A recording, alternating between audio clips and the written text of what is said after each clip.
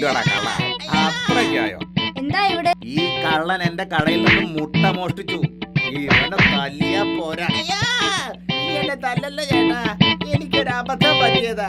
ഇനി മേലിൽ ഞാൻ ഇവിടുന്ന് മുട്ട മോഷ്ടിക്കില്ല, സത്യം. വിട്ടേക്ക് ചേട്ടാ, പറഞ്ഞത് കേട്ടില്ലേ, അബദ്ധം പറ്റിയതാണെന്ന്. പാവം, നല്ല മുട്ടയായിരിക്കുമെന്ന് കരുതിയാവും മോഷ്ടിച്ചത്.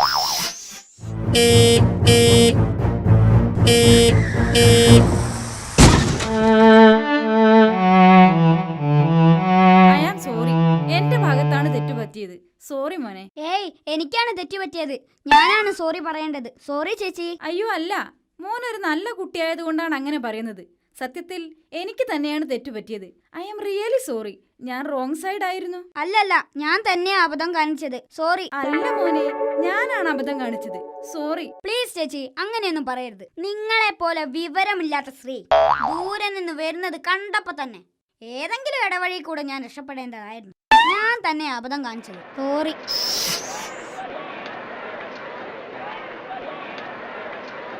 അല്ല, ഇത് നമ്മുടെ രാമൻ ചേട്ടന്റെ വീടല്ലേ? അതെ. എന്താ ഇവിടെ ഒരു ആൾക്കൂട്ടം? രാമന്റെ അമ്മായി അമ്മയെ അവരുടെ പശു ചവിട്ടിക്കൊന്നു.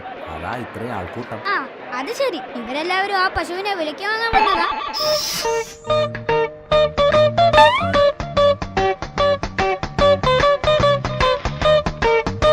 ആദ്യ നോട്ടത്തിൽ തന്നെ കുട്ടിയെ എനിക്ക് ഇഷ്ടായി.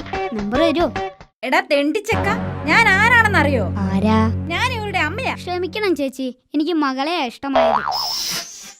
ടിൻഡു, അവിടെ നിന്നേ, ഒരു കാര്യം ചോദിക്കട്ടെ. കാശാണെങ്കിൽ സോറി ടീച്ചർ, ഞാൻ പേഴ്സ് എടുത്തിട്ടില്ല. നീ ഹെഡ് മാസ്റ്ററെ കുറിച്ച് എന്തെല്ലാം തോന്നിയവാസമാ പറഞ്ഞുണ്ടാക്കിയത്? ഞാനൊന്നും പറഞ്ഞുണ്ടാക്കിയില്ല. അയാൾ ഒരു കള്ളനാണെന്ന് നീ പറഞ്ഞു വരുത്തിയില്ലേ? ഇല്ല. അദ്ദേഹം ഒരു തെമ്മാടിയാണെന്നും കഴുതയുടെ ബുദ്ധി ഉള്ളൂന്ന് നീ കൂട്ടുകാരോട് പറഞ്ഞില്ലേ? ഇല്ല, പറഞ്ഞില്ല. നമ്മുടെ ഹെഡ് മാസ്റ്റർ ഈ സ്കൂളിന് അപമാനമാണെന്ന് നീ പറഞ്ഞു വരുത്തിയില്ലേ? അയ്യോ, ഞാനിങ്ങനെയൊന്നും പറഞ്ഞില്ല. എടാ കുരുത്തം കെട്ടവനെ, നമ്മുടെ ഹെഡ് മാസ്റ്റർ ഒരു വായി നോക്കിയാണെന്നും അധ്യാപികമാരെ ശല്യം ചെയ്യാറുണ്ടെന്നും നീ മറ്റുള്ളവരോട് പറഞ്ഞു വരുത്തിയില്ലേ? അയ്യോ ടീച്ചർ, ഇക്കാര്യം എനിക്ക് അറിയില്ലായിരുന്നു. ഇപ്പൊ തന്നെ ഞാൻ എല്ലാവരോടും പറഞ്ഞിട്ട് വരാം. ടീച്ചർ പറഞ്ഞതാണ്, പ്രത്യേകം പറയാം.